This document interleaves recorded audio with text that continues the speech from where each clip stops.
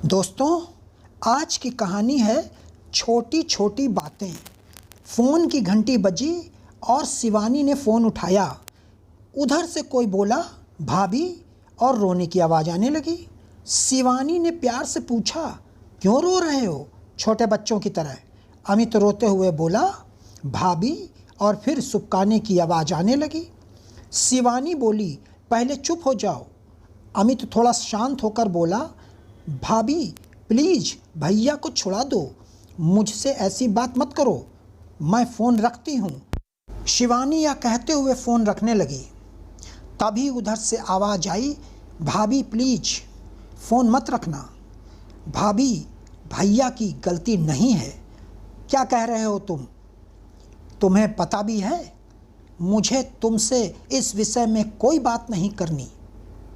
कुछ और बात हो तो बताओ।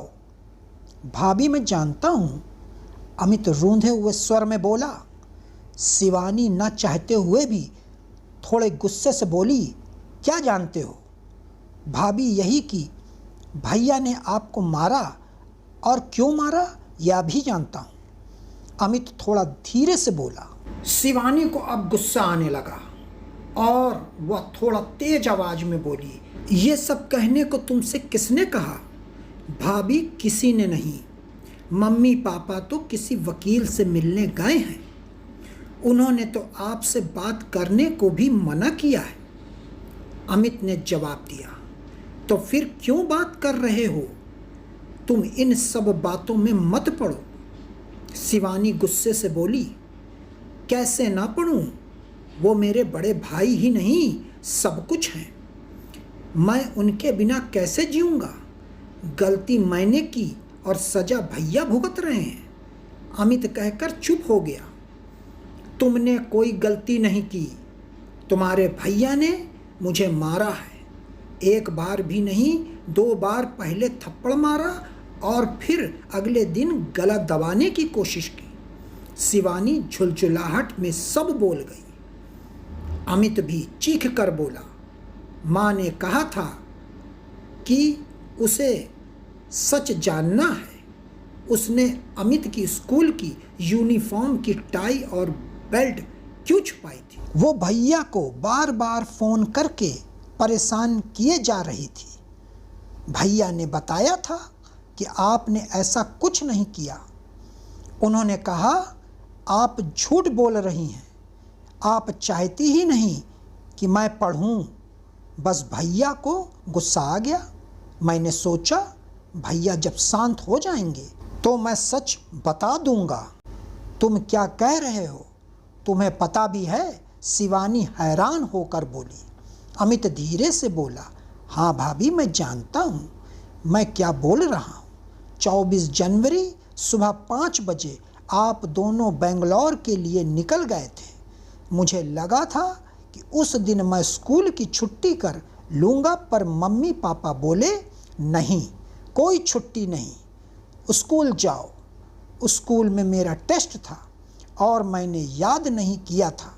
मम्मी पापा को पता था कि बुधवार को स्कूल की यूनिफॉर्म की चेकिंग होती है, इसलिए मैंने टाई बेल्ट जल्दी से बेड में नीचे डाल दी और उसके साथ ढूंढने लग गया।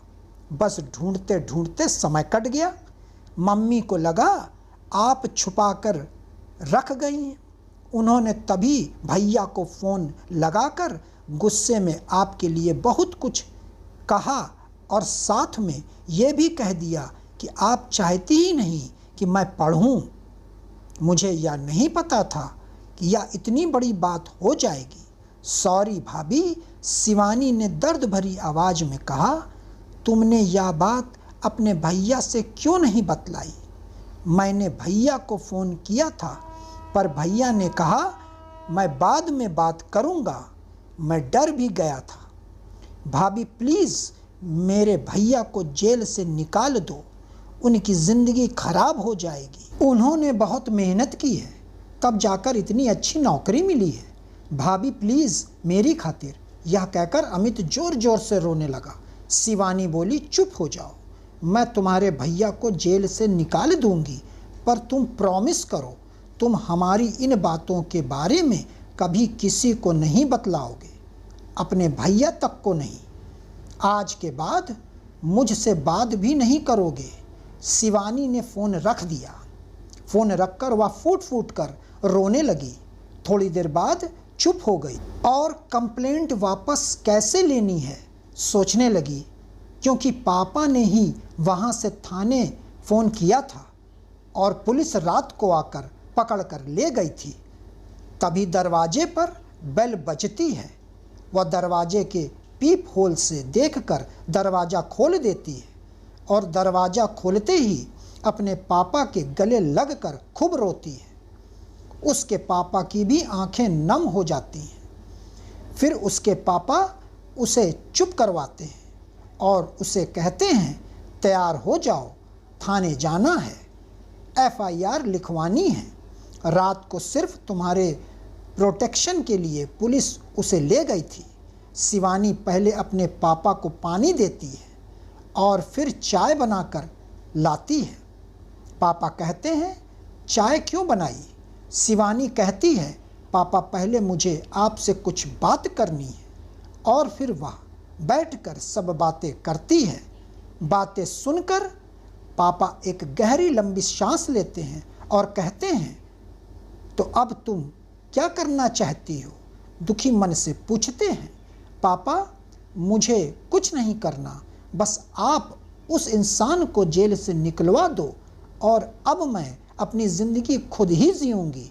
अभी आपके साथ आपके घर जाऊँगी और नौकरी करूँगी, बस अभी और कुछ नहीं। उसके पापा उसके सर पर हाथ रख कर एक लंबी सांस लेते हैं और कहते हैं, बेटा, वो तेरा घर है और सदा तेरा ही घर रहेगा। भावुक हो उठते हैं। फिर अपने को संभालते हुए कहते हैं, तू जो चाहे कर, बस खुश रहने की कोशिश कर। और वे खुद के आंसू संभाल नहीं पा रहे थे। ऐसे ही होता है बाप का प्यार। आए तो थे रोष से भरे हुए, यह सोचकर कि उसे सजा दिलवाकर ही चैन की सांस लेंगे, पर बेटी के आंसुओं और बातों ने शांत कर दिया। कभी कभी घर की छोटी छोटी बातें घर तबाह कर देती हैं, घर बसने से पहले ही उजाड़ देती हैं, सपनों के ताजमहल मिनटों में ढेर कर देती हैं। मेरी बेटी का क्या कसूर था? यह सब सोचते हुए उठते हैं और शिवानी से सामान पैक करने को कहते हैं। फिर पापा बेटी थाने जाने के लिए निकल जाते हैं। दोस्तों, आप लोगों को यह कहानी कैसी लगी कमेंट में अवश्य बतलाएं और हमें लाइक करें, सब्सक्राइब करें। नमस्कार।